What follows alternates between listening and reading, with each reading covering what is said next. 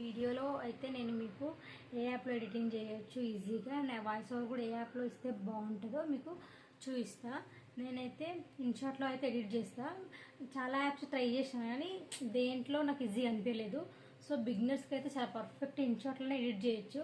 అది ఎలానో నేను మీకు చూసేసేయండి. ముందైతే ఇన్షాట్ యాప్ అయితే ఓపెన్ చేసుకోండి. అందులో మీకు కావాల్సిన వీడియోస్ అయితే సెలెక్ట్ చేసుకోండి. తర్వాత ఆ వీడియోస్ని అన్నీ ఈ సీక్వెన్స్లో అడ్జస్ట్ చేసుకొని ఎడిటింగ్ అయితే స్టార్ట్ చేయండి. ఒకవేళ షార్ట్ అయితేనేమో 9:16, ఒకవేళ లాంగ్ వీడియో అయితే మా 16:9 రేషియోలో అయితే పెట్టుకోవాలి. నేను మీకు చూసిన చూడండి, ఫస్ట్ షార్ట్ లాగా పెట్టి తర్వాత లాంగ్ వీడియో లెక్క మీకు నేను ఎట్లా చేయాలో చూపిస్తాను. అయితే ఫస్ట్ అయితే మనం ఏం చేయాలంటే, మనకు ఆ వీడియోస్ ఉంటాయి కదా, దాంట్లో కట్టింగ్స్ కూడా ఎంత చేసుకోవాలి, ఎక్స్ట్రా అనుకోకుండా వస్తాయి కదా, ఆ వీడియోస్ కూడా ఎట్లా ట్రిమ్ చేసుకోవాలి ఎట్లా అనేది అక్కడ చూడండి. ఫస్ట్ అక్కడ ట్రిమ్ ఆప్షన్ ఉంటుంది.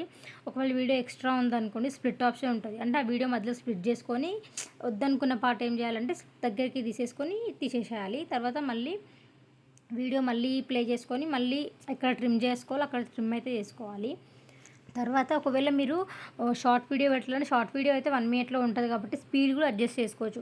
ఒకవేళ వీడియో స్లో ఉంది అంటేనేమో ఒకవేళ స్పీడ్ ఉంటుంది, అక్కడ స్పీడ్ ఆన్ చేసుకొని లాంగ్ కావాలంటే కొంచెం ముందుకు తీసుకోవాలి, షార్ట్ కావాలంటే మళ్ళీ వెనక్కి, అలా స్పీడ్ ఆప్షన్లో చేసేసుకోవాలి.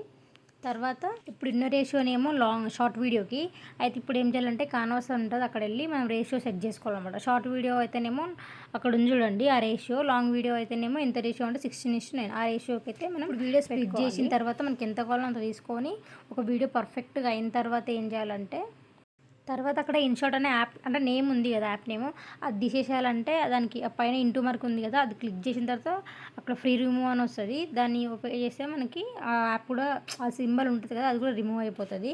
తర్వాత మనం వాయిస్ ఓవర్ ఇచ్చిన తర్వాత ముందు యాక్చువల్గా మనం వీడియో తీసినప్పుడు ఒక సౌండ్ ఉంటుంది కదా, అక్కడ వాల్యూమ్ అని ఉంటుంది, ఆ వాల్యూమ్ దగ్గర ప్రెస్ చేసి సౌండ్ కూడా అడ్జస్ట్ చేసుకోవచ్చు.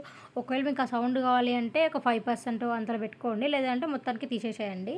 తర్వాత మనం రికార్డ్ చేస్తున్నప్పుడు ఏదైనా డిస్టర్బెన్స్ వల్ల కొంచెం రికార్డ్ సరిగ్గా అంటే ఉందో లేదో అది కూడా మనం కట్ చేసి దాన్ని ఇట్లా డ్రాగ్ చేసుకొని అడ్జస్ట్ చేసుకోవచ్చు. రికార్డ్ కూడా మంచిగా సెట్ చేసుకోవచ్చు అనమాట. అంటే అవసరం లేని రికార్డ్ తీసేసేయచ్చు. ఇప్పుడైతే మీరు వాయిస్ అయితే రికార్డ్ చేసుకోవచ్చు. అక్కడ మ్యూజిక్ సింబల్ ఉంటుంది, దాన్ని ఓపెన్ చేస్తే రికార్డు ఎఫెక్టివ్ మ్యూజిక్ అని ఉంటుంది. మన రికార్డ్కి అయితే వెళ్ళి మనం వాయిస్ ఓవర్ అయితే యాడ్ చేసుకోవాలి. రికార్డ్ నొక్కిన తర్వాత 3, 2, 1 అని వస్తుంది, అప్పుడు మీరు వాయిస్ ఓవర్ అయితే స్టార్ట్ చేయాలి. వాయిస్ ఓవర్ అయిపోయిన తర్వాత ఇంకా మొత్తం ఎక్కడెక్కడ వాయిస్ సరిపోయిందో చెక్ చేసుకొని ఇంకా ఎడిటింగ్ అయితే అయిపోతుంది. Thanks for watching and subscribe.